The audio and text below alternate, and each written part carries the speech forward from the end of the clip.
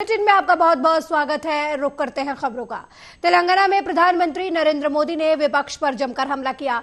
जनसभा को संबोधित करते हुए पीएम मोदी ने कहा कि तेलंगाना के लोग ये जान चुके हैं कि परिवारवाद पार्टियों के चेहरे अलग हो रहे हैं, लेकिन चरित्र इनका एक ही होता है। इनके चरित्र में दो पक्की चीजें हैं, एक झूठ और दूसरा लूट।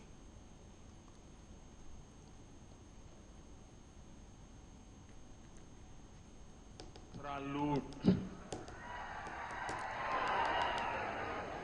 तेलंगाना में जैसे टीआरएस के बीआरएस बनने से कुछ नहीं बदला था, वैसे ही बीआरएस की जगह कांग्रेस से आने से कुछ नहीं बनने वाला, क्योंकि एक ही चट्टे बट्टे के लोग हैं ये मोदी क्या है? मोदी कोई चीज है क्या? ये नरेंद्र मोदी। तेलंगाना के लोग ये जान चुके हैं कि परिवारवादी पार्टियों के चेहरे अलग हो सकते हैं, लेकिन चरित्र एक ही होता है। और ये चरित्र क्या है? दो पक्की चीजें हैं उनके चरित्र में, एक झूठ, दूसरा लूट। तेलंगाना में जैसे टीआरएस के बीआरएस बनने से कुछ नहीं बदला था, वैसे ही बीआरएस की जगह कांग्रेस से आने से कुछ नहीं बनने वाला, क्योंकि एक ही चट्टे बट्टे के लोग हैं ये। वहीं पटना के गांधी मैदान में राजद की जन विश्वास महारैली में बिहार के पूर्व सीएम और राजद प्रमुख लालू प्रसाद यादव ने पीएम मोदी पर जमकर हमला किया था। पीएम मोदी पर हमला करते हुए उन्होंने कहा कि आप हिंदू भी नहीं हैं। प्रत्येक हिंदू अपनी मां की मृत्यु पर शोक व्यक्त करने के लिए अपना सिर और दाढ़ी बनवाता है।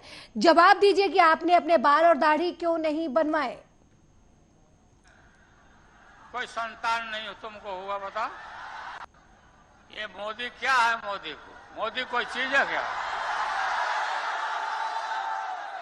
ये नरेंद्र मोदी आजकल परिवारवाद पर हमला कर रहे हैं। अरे भाई, तुम बताओ ना कि तुमको क्यों परिवार में कोई संतान नहीं तुमको हुआ? बता।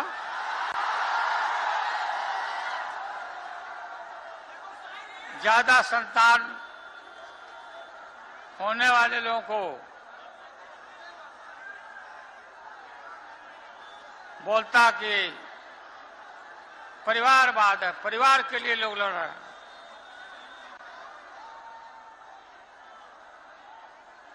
तुम्हारे पास परिवार नहीं है,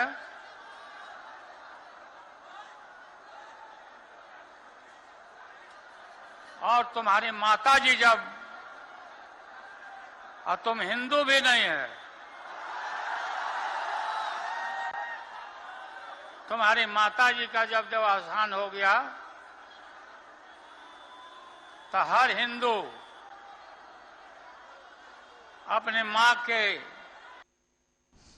वहीं बिहार के पूर्व सीएम लालू प्रसाद यादव के बयान पर बीजेपी के सांसद सुधांशु त्रिवेदी ने पलटवार किया है। लालू यादव के बयान पर हमला बोलते हुए सुधांशु त्रिवेदी ने कहा कि लालू प्रसाद यादव ने कहा कि पीएम मोदी हिंदू नहीं है। इंडी गठबंधन के लिए कोई हिंदू नहीं, उनके लिए हिंदू पिछड़े, दलित, सवर्ण, उत्तर भारतीय, दक्षिण भारतीय, कन्नड़, तमिल, तेलुगु, मराठी, पंजाबी, बंगाली और यहां तक कि हिंदी भी है, लेकिन हिंदू नहीं है क्योंकि वे भारत को टुकड़ों में देखना चाहते हैं। और उसी सिलसिले में कल पटना की रैली में इंडी गठबंधन के सभी नेताओं की उपस्थिति में प्रधानमंत्री श्री नरेंद्र मोदी जी के ऊपर एक बार पुनः इस स्तर का, इस निचले और छिछले स्तर का शब्द प्रयोग किया गया है श्री लालू प्रसाद यादव जी के द्वारा, जो दुखद है और कष्टकारक है। उन्होंने मोदी जी के परिवार के विषय में यह बात कही तो मैं याद दिला देना चाहता हूं कि प्रधानमंत्री श्री नरेंद्र मोदी जी के लिए परिवार पूरा देश है।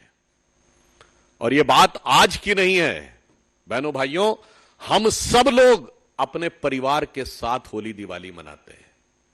प्रधानमंत्री बनने के बाद 2014 की पहली दीपावली प्रधानमंत्री जी ने कहां मनाई थी?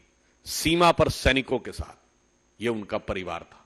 चाहता हूं, लालू प्रसाद यादव जी ने कहा मोदी जी के लिए कि वो हिंदू नहीं है। अरे भाई, इंडी गठबंधन के लिए कोई भी हिंदू नहीं है। उनके लिए याद है क्या हिंदू नहीं है? हिंदू अगड़ा है, पिछड़ा है, दलित है, सवर्ण है, उत्तर भारतीय है, दक्षिण भारतीय है, वो कन्नड़ है, वो तमिल है, वो तेलुगु है, वो मराठी है, वो पंजाबी है, वो बंगाली है और वो हिंदी है, पर हिंदू नहीं है। क्योंकि आपको टुकड़े में ही देखना है। आपकी नजर ही वो टुकड़े वाली है, क्योंकि देश के टुकड़े टुकड़े करके एक परिवार ने एक जमाने में सत्ता पाई और आज एक नारा लगा के भारत तेरे टुकड़े होंगे कहने वालों के साथ खड़े वह गिद्ध दृष्टि लगाए बैठे हैं कि किसी एक टुकड़े के ऊपर। बिहार के पूर्व सीएम लालू प्रसाद यादव के पीएम मोदी पर हिंदू नहीं है वाले बयान पर बिहार के उप मुख्यमंत्री विजय कुमार सिन्हा ने अब पलटवार किया है। लालू यादव के बयान पर पलटवार करते हुए उन्होंने कहा कि लालू प्रसाद यादव एक भ्रष्टाचारी और वंशवादी लोग हैं। ये राजनीतिक जोकर भी रहे हैं। वो बिहार के सम्मान को गिराते हैं। वो कहीं ना कहीं बिहारियों को लज्जित करने का काम करते हैं। कहीं न कहीं लज्जित करने का काम करते हैं। अरे जो देश को 140 करोड़ जनता को, सनातन को सम्मान ही नहीं उसके गौरव को बढ़ाया, श्रीमान लालू प्रसाद यादव जी आप वही व्यक्ति हैं जो सनातन धर्म ग्रंथों का, सनातन धर्म गुरुओं का, सनातन के देवी देवता पर हमेशा आप और आपके संरक्षण में आपके दल के लोग। वहीं दिल्ली के मुख्यमंत्री अरविंद केजरीवाल ने महिलाओं के लिए बड़ी घोषणा की है। महिलाओं के लिए घोषणा करते हुए सीएम केजरीवाल ने कहा कि 18 साल से अधिक उम्र की हर महिला को हर महीने 1000 रुपए दिए जाएंगे। महिलाओं को सशक्त बनाने का ये दुनिया का सबसे बड़ा कार्यक्रम होगा। अब उन्हें पैसों के लिए किसी पर निर्भर रहना नहीं पड़ेगा। छोटी महिलाएं कमाती नहीं है, वो खासकर हमारे समाज के अंदर एक बहुत डिसएडवांटेज्ड पोजीशन में रहती हैं। उन्हें घर में अपने पति के आगे हाथ फैलाने पड़ते हैं, उन्हें अपने बेटे के आगे हाथ फैलाने पड़ते हैं, अपने रिश्तेदारों के आगे हाथ फैलाने, छोटी छोटी चीज़ों के लिए, छोटी छोटी ज़रूरतों के लिए। अब ये नहीं होगा। अब दिल्ली में 18 साल से ऊपर की हर महिला के लिए, चाहे वो हमारी छोटी बहन हो, बड़ी बहन हो, चाहे कोई माता हो, हर एक के लिए हर महीने 1000 रुपये का इंतजाम कर दिया। हर महीने उनके अकाउंट में 1000 रुपये जाएंगे। ये बहुत बड़ी बात है और इस पे कई सालों से हम काम कर रहे थे। अगली खबर यूपी के आगरा से है, जहां कमला नगर क्षेत्र के सेंट्रल बैंक रोड के पास गारमेंट्स के बड़े शोरूम के ऊपर घर में भीषण आग लग गई। हालांकि इस दौरान घर में फंसे लोगों को बमुश्किल निकाला गया, जबकि कुछ लोगों ने ऊपर से कूदकर अपनी जान बचाई। वहीं घटना की जानकारी पाकर मौके पर पहुंची पुलिस ने किसी तरीके से आग पर काबू पाया। ऐसा माना जा रहा है कि शॉर्ट सर्किट की वजह से घर में आग लगी थी। क्या घटना हुई थी? 5:45 बजे के करीब बात है, सुबह की। इसमें आग लगी, भीषण आग। इसमें 3 लोग मौजूद थे जी और एक बच्ची यहाँ लटकी हुई थी। तो बच्ची को नीचे फुटवाया, फुटवाने के बाद हाथों में बच्ची को लिया और मेडिकल कॉलेज भेजा गया और आग आपके सामने भीषण आग लगी है। क्या घटना हुई थी? 5:45 बजे के करीब बात है। वहीं कन्नौज के शौरिक थाना क्षेत्र के एक गांव में सोहदों से परेशान होकर 15 दिन पहले एक छात्रा सुसाइड कर चुकी थी। इस मामले में पुलिस ने एक व्यक्ति को गिरफ्तार किया था, लेकिन अभी इस मामले में 2 व्यक्ति फरार चल रहे हैं, जिनको अभी तक पुलिस गिरफ्तार नहीं कर पाई है। इस मामले में पूर्व ब्लॉक प्रमुख नवाब सिंह यादव ने प्रदर्शन किया, जल्द से जल्द आरोपियों की गिरफ्तारी की मांग की। हालांकि शौरिक इंस्पेक्टर ने 4 दिन के अंदर अन्य आरोपियों की गिरफ्तारी का आश्वासन दिया है।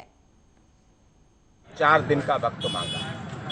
4 दिनों में अगर गिरफ्तारी नहीं होती है तो निश्चित रूप से हम जिला मुख्यालय पर आंदोलन करेंगे और जब तक नहीं हटेंगे, जब तक आरोपियों को गिरफ्तार नहीं करा लेंगे। और हमारी एक और मांग है, अभी तक बहुत गरीब परिवार है, इज्जत तार हुई, पहले भी परेशान किया गया, आज तक इन्हें कोई आर्थिक सहायता नहीं शासन से मिली। कहाँ जाएं, सर्वों की वजह से घर से नहीं। वहीं बुलंदशहर के थाना जहांगीरपुर में एक कार नहर में गिर गई। इस घटना में 5 लोगों को रेस्क्यू कर लिया गया है, जबकि 3 कार सवार अभी भी लापता बताए जा रहे हैं। ये घटना कपला गांव के नहर के पास की है। वहीं घटना की जानकारी पाकर मौके पर पहुंची पुलिस ने रेस्क्यू ऑपरेशन शुरू कर दिया है, लेकिन अभी तक 3 लोगों के बारे में कोई जानकारी मिल नहीं पाई है। क्या पूरी घटना हुई? मेरे बहन भाई थे और एक चाचा थे, कॉन्टेक्ट में रिश्तेदारी में थे। वो शादी में जा रहे थे। अच्छा। गाड़ी ड्राइवर चला रहा था। वो गाड़ी ड्राइवर ने नहर में वो कर दी, उस पर वो नहीं हो पाई कवर। 2 सिस्टर की मौत हो गई, एक भाई की मौत हो गई, छोटे की। एक भाई मिला नहीं है अभी तक कितने लोग लापता हैं? 3 लोग। देखिए, बहुत ही दुर्भाग्यपूर्ण घटना घटी है। ये इको गाड़ी जो है नहर में गिरी है, जिसमें 8 लोग सवार होना बताए गए हैं। 5 लोगों को निकाला गया, जिसमें एक बच्ची की मृत्यु हुई है, 2 गंभीर रूप से घायल हैं, 2 लोग ठीक हैं। अभी 3 लोग लापता बताए जा रहे हैं, जिनकी खोजबीन की जा रही है। NDRF भी आ रही है, SDRF भी आ रही है, लोकल गोताखोर भी लगाए गए हैं। यहाँ हम लोगों का सौभाग्य था कि यहीं एकदम बगल में ही, नहर के बगल में PAC फ्लड की यूनिट रुकी हुई थी, उनको तत्काल उन्होंने रेस्क्यू किया। तो मौत हुई।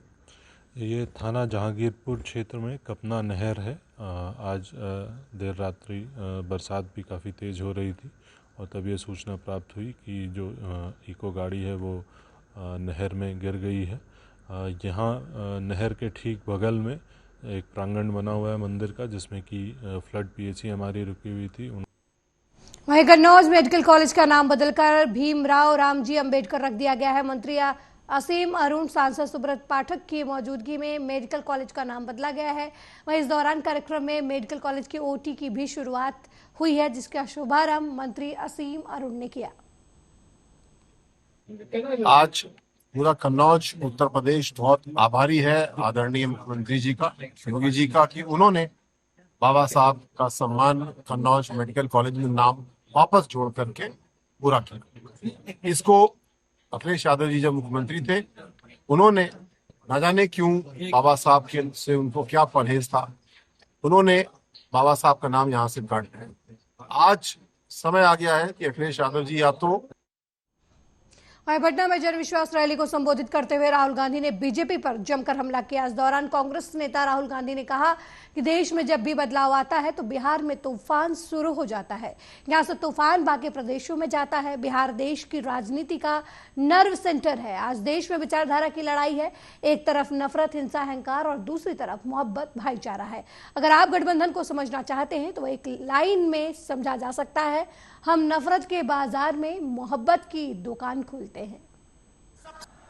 नफरत क्यों फैल रही है? ये नफरत का देश नहीं है, आप सब जानते हो। आपके दिल में, हिंदुस्तान के नागरिकों के दिल में नफरत नहीं है, मोहब्बत है, प्यार है, एक दूसरे का आदर है। तो सवाल उठता है कि इस देश में नफरत क्यों फैल रही है? भाई और बहनों, नफरत का सबसे बड़ा कारण देश में अन्याय है। वहीं जम्मू में जल शक्ति विभाग द्वारा जम्मू में बड़ा प्रदर्शन किया गया है। अलग अलग जिलों से डेली बेसिस पर काम करने वाले कर्मचारियों ने धरना दिया है और SRO 64 के तहत रेगुलर पॉलिसी और बकाया वेतन देने की मांग करते हुए प्रदर्शन किया है। डेली बेसिस कर्मचारियों का कहना है कि उनकी मांगे नहीं मानी गई तो वो सड़कों पर उतरकर प्रदर्शन करेंगे। हम यही कह रहे हैं वार पिछले 2 साल से, जब से हमारी एजुकेशन शुरू हुई, सरकार अपना स्टैंड क्लियर करे। ये 2 साल जो सरकार है हमारे वेस्ट के, हम कोई और काम कर लें। जो PHC में डेली वेज नहीं लगा, क्या वो बच्चे नहीं पाल रहा? हमसे अच्छे बच्चे पाल रहा है। हम अपने बच्चों के गुनाहगार हैं, अपनी बीवी के, अपने माँ बाप के गुनाहगार हैं। और अपने गुनाहगार तो हैं, जवानी की सारी हसरतें हमने यहाँ निकाल दी, आज नहीं तो कल। किसको दोष दें? जो भी अधिकारी। वहीं राजद नेता तेजस्वी यादव ने कहा कि जहां तक उनकी नजर जा रही है केवल लोग ही लोग नजर आ रहे हैं। पटना के सड़कों पर भी लोग मौजूद हैं। प्रशासन ने तंग किया लेकिन सब लोग सभा में पहुंचे। नीतीश जी हमारे चाचा हैं, हम उनका आदर सम्मान करते हैं, लेकिन ये वही नीतीश कुमार हैं जब 2020 में हमने वादा किया कि हम 10 लाख नौकरियां देंगे, तब उन्होंने कहा था कि ये असंभव है। जो 17 साल में नहीं हुआ उसी मुख्यमंत्री से उन्हीं के हाथों हमने लगभग 5 लाख लोगों को सरकारी नौकरी दिलवाने का काम किया है। आप सब लोग जानते हैं चाचा जी पलट गए, लेकिन पलट गए तो जहां भी रहे सुखी रहे। आप लोग तो जानते हैं, हम आपसे पूछना चाहते हैं, सबसे पहली बार आपने किसके मुंह से सुना था 10 लाख नौकरी का? पटना में, बिहार में पोस्टर लगवाने हैं नीतीश कुमार जी। हमारे आदरणीय हैं, हमारे चाचा हैं, हम उनका आदर करते हैं, सम्मान करते हैं, बुजुर्ग हो गए, लेकिन पोस्टर लगवाने की रोजगार मतलब नीतीश कुमार, ये वही नीतीश कुमार जी हैं। वहीं जम्मू में प्रधानमंत्री मोदी के दौरे पर डीपीएपी के अध्यक्ष और जम्मू कश्मीर के पूर्व मुख्यमंत्री गुलाम नबी आजाद का बयान सामने आया। पीएम के दौरे पर बोलते हुए उन्होंने कहा कि भारत में हर दूसरे दिन दौरा होता रहता है, वे जम्मू आए थे, इसमें कोई नई बात नहीं। विजिट तो बहुत हिंदुस्तान में हर दूसरे दिन चलती रहती। जम्मू कश्मीर में भी अभी जम्मू आए थे, अब यहाँ आए, तो ठीक होगा, मीटिंग अच्छी होगी, उसमें कोई नई बात नहीं है। वो भी कोई नई बात नहीं है, वो भी हर 5 साल के पूरी तैयारियां हमारी असेंबली की भी तैयारियां, पार्लियामेंट की भी तैयारियां। अलग से या किसी अलायंस के साथ नहीं है, अपने हैं, किसी के अलायंस के नहीं बात। वहीं कांग्रेस नेता दीपेंद्र सिंह हुड्डा ने बीजेपी पर जमकर हमला किया। बीजेपी पर हमला बोलते हुए उन्होंने कहा कि अगर कोई काले धन के साथ भाजपा में शामिल होता है तो ये काला धन नहीं, अगर कोई राजनीतिक परिवार से पार्टी में आता है तो परिवारवाद के बारे में प्रधानमंत्री बात नहीं करेंगे। भाजपा दोहरे मापदंड वाली पार्टी है। सीटों की घोषणा बीजेपी ने कर दी है और ये दावा किया जा रहा है कि हम तो इसमें नहीं, तो इसमें एक बात तो आई कि 3 प्रदेशों में का नहीं है, कर्नाटक, तेलंगाना, हरियाणा, जिनकी एक भी सीट नहीं आई। तो यानी कि वो ये मान रहे हैं कि कर्नाटक और तेलंगाना में तो हार चुके बीजेपी, वो बीजेपी मान के चल रही है हरियाणा में भी वो हार के द्वार पे खड़ी है, तभी हरियाणा। वहीं छत्तीसगढ़ के मुख्यमंत्री विष्णुदेव साय ने बीजेपी की जीत का दावा किया है। बीजेपी की जीत का दावा करते हुए उन्होंने कहा कि निश्चित रूप से 11 से 11 लोकसभा सीटें राज्य की बीजेपी जीतेगी। कांग्रेस का धर्म है, वो लोग कुछ भी अच्छा करें तो उसका विरोध करेंगे, वे अपना धर्म निभा रहे हैं। जीतेगी। सभी 11 लोकसभा सीटों में प्रत्याशी तय हुए हैं और बहुत अच्छी इसकी प्रतिक्रिया है और निश्चित रूप से 11 की 11 लोकसभा सीट भारतीय जनता पार्टी जीतेगी। सर, इसे गुटबाजी बता रही है जो लिस्ट जारी हुआ है उसको कांग्रेस का तो धर्म है, हम लोग कोई भी अच्छा काम करेंगे तो उनका धर्म है कि उसका लोग विरोध करेंगे, वो अपना धर्म निभा रहे हैं। मेरे साथ इस बुलेटिन में फिलहाल इतना ही। देश दुनिया की तमाम खबरों को देखने के लिए देखते रहिए आर्या न्यूज। नमस्कार।